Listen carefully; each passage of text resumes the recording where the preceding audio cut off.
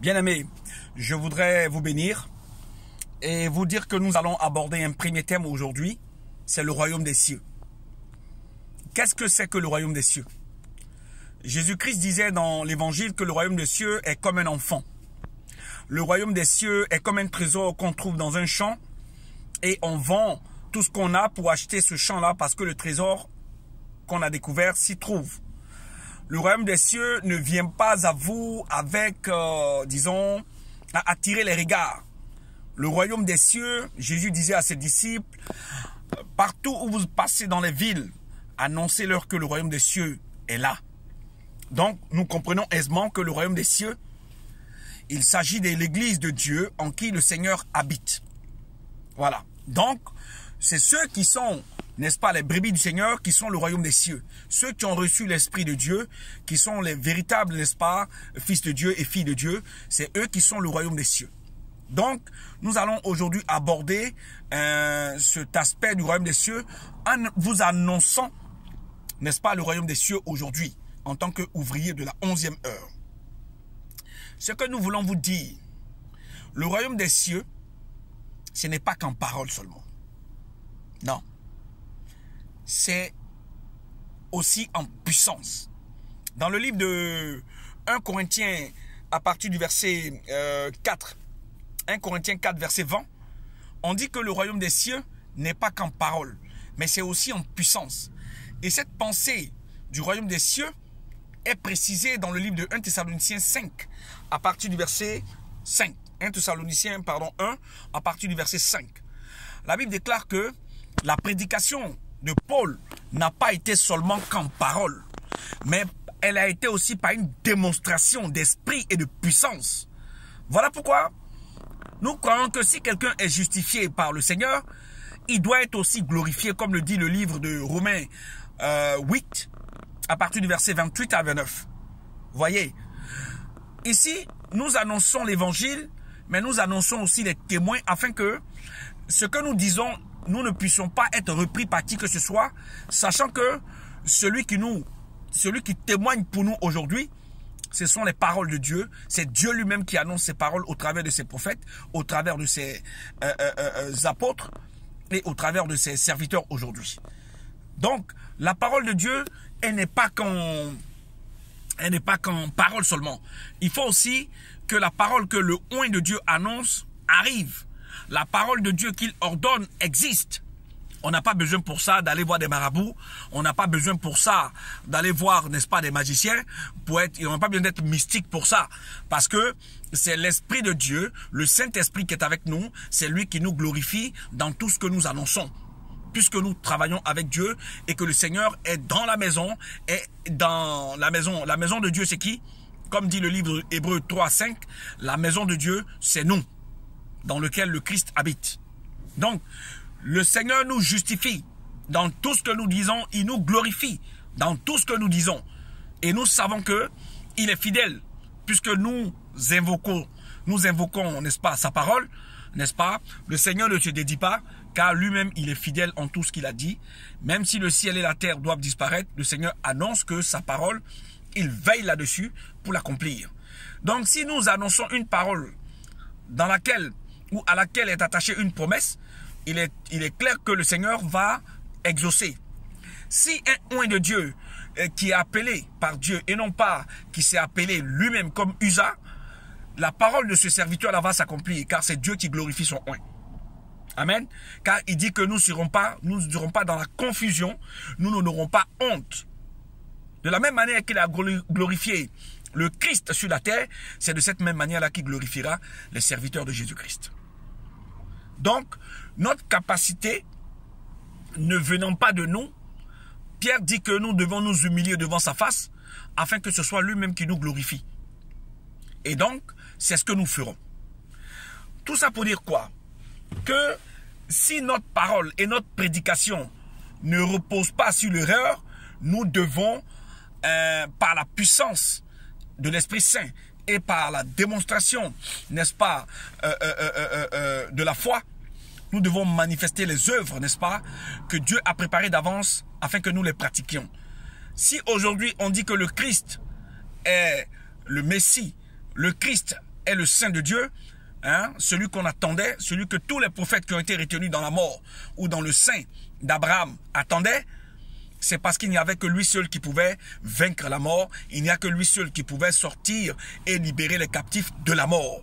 Voilà pourquoi nous reconnaissons et nous confessons qu'il est le Christ de Dieu. Nous confessons qu'il est le Fils de Dieu, celui dont les Écritures ont parlé et dont les prophéties ont rendu témoignage. Donc, il a fallu d'abord qu'il se passe des choses pour que nous confirmions et que nous croyions et que nous voyions que Jésus-Christ est Dieu. C'est pour ça, après avoir reçu le Saint-Esprit, l'apôtre Jean va dire dans le livre de 1 Jean 5, 20 que Jésus-Christ est le Dieu véritable et la vie éternelle. Et Paul de renchérir que dans le livre de 1 Corinthiens 10, que nous ne connaissons plus Jésus-Christ selon la chair, mais nous connaissons le Jésus-Christ ressuscité, c'est lui que nous annonçons à toutes les églises. Donc, il va falloir qu'on parle Dieu. Il va falloir qu'on parle un langage christique. Il va falloir qu'on parle le langage de Christ. Il va falloir qu'on parle l'évangile. Donc, il va falloir qu'on parle Dieu maintenant. Il n'est plus question de venir dans la maison de Dieu pour venir se montrer, pour venir se produire dans la maison de Dieu, sachant que c'est le Seigneur Jésus-Christ seul que nous devons annoncer. Voilà la véritable parole, voilà la véritable mission qu'il nous a confiée. Aller par toute la terre, annoncer l'évangile à toute la création, afin que tous ceux qui entendent les paroles, n'est-ce pas, de l'évangile, soient sauvés. Voilà pourquoi, quand il revient d'entre les morts, quand il revient du ciel pour enlever son église, dans le livre d'Apocalypse 14, verset 6, c'est l'évangile là, éternel là, que les anges vont proclamer dans le ciel. Donc, on ne vient pas dans la maison de Dieu pour se glorifier soi-même. Parce qu'on n'a eu aucun mérite. J'entends bien, je parle aux ouvriers de la 11e heure que personne n'a appelé, que personne n'est allé chercher pour annoncer l'évangile aussi. C'est le Seigneur lui-même. Si vous le reconnaissez comme tel, c'est lui qui vous a appelé dans sa maison et qui vous a donné son esprit pour annoncer son évangile. Amen.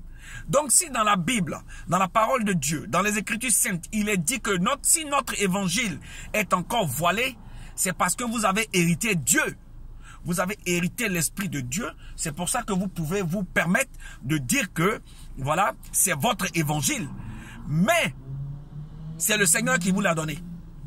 C'est lui seul qui est descendu de son trône de gloire pour nous apporter l'évangile qui est la lumière du monde.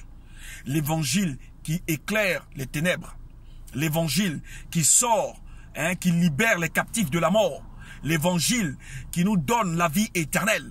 L'évangile qui nous transforme des ténèbres à la lumière. L'évangile qui nous apporte, n'est-ce pas, la paix. Donc, marchons dans cette foi-là, marchons dans cette direction et annonçons l'évangile.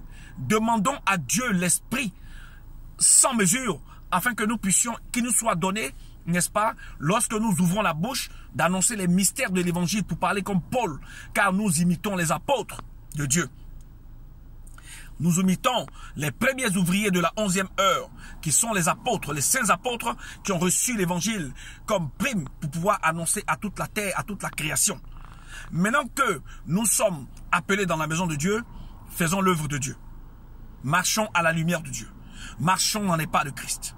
Et donc, arrêtons de nous proclamer ce que nous ne sommes pas dans la maison de Dieu, car il n'y a que Dieu et Dieu seul, par Jésus-Christ, que nous annonçons. Donc, cette parole est véritable, bien aimé.